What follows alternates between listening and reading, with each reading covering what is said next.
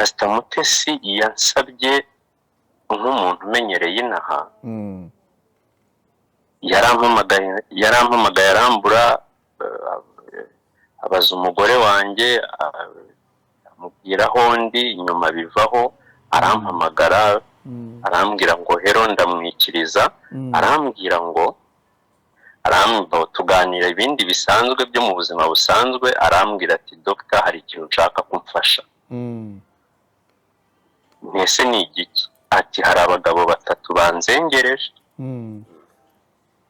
ati abo bagabo batatu banzengereje harimo Rukundo Ezekiel uwitwa Paul uwitwa Shirimpaka Jopanse arambwira ati rero nifuzaga ko wanshakira uburyo abo bagabo babafata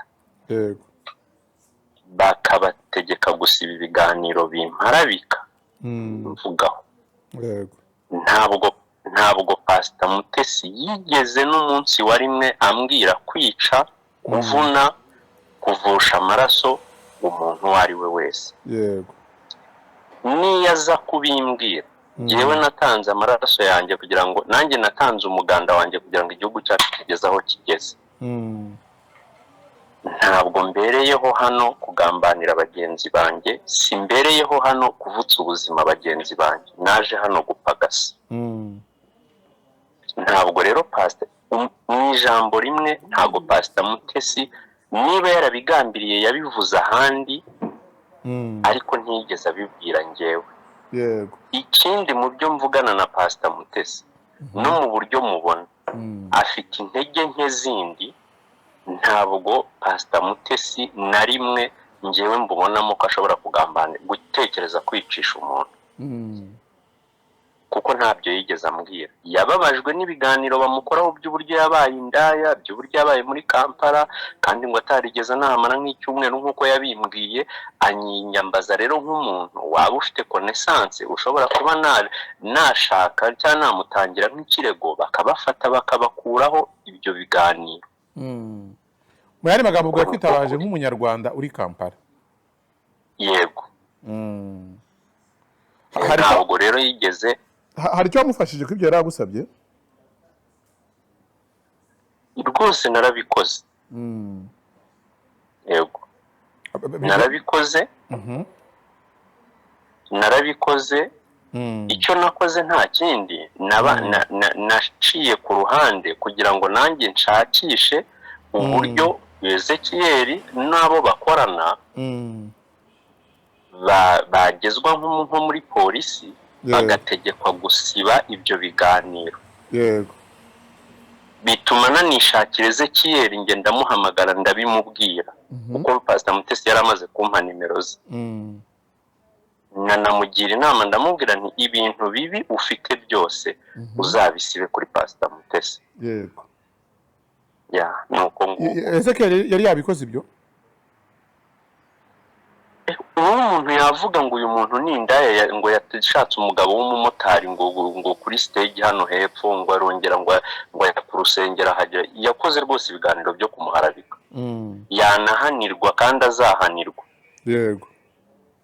yego so mwamaga make ubufasha warasabwe ko warabusabwe ariko wasabwe ubufasha bwo kuca mu nzira isanzwe y'amategeko kugira ngo ube wamufasha ibiganiro bisibwe ntabwo mbisubiyemo ntabwo Pastor Mutesi yigeze ansaba ubufasha bwo kwica kuvuna cyangwa kumena amaraso yansabye ubufasha kandi koko mfite kuko yabanje kumbaza niba hari umuntu twaba tuziranye yego ndamubwira ntarahari nacaho ndagenda njya no kumureba mvugisha uwo muntu ndi kumwe na Pastor Mutesi mvugisha Pastor Mutesi ndi kumwe n'uwo muntu yego umuntu arambwira ati rero ubwo twabashaka tukareba ibyo bibazo byabo ibyo biganiro bitabashimishije bakagira uko babivanaho ntabwo Pastor Mutesi yambwiye kwica naba nkoze icyaha mbeshyeye Pastor Mutesi Imana itazambabarira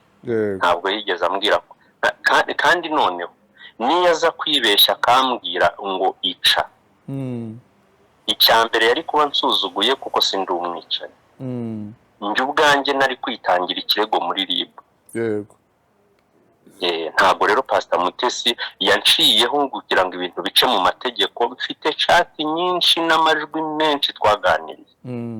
Ntabwo yanciyeho ngo duhemukire Ezekiel Rukundo afungwe, yicwe, akubitwe, oya. Yansabye ko niba hari abantu nabona bamufasha bakamwambura kamera agategekwa gusiba ibyo biganiro. Yego nuko nguko. Hanyuma mbaza ngo byarangiye kubera iki byarangiye bitagezweho uko byateguwe. Yego.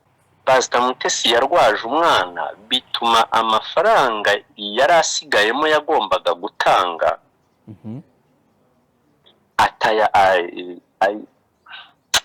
mbega bituma atinda. Yego. Atinze bituma nanjye hari ayanjye nkoresha.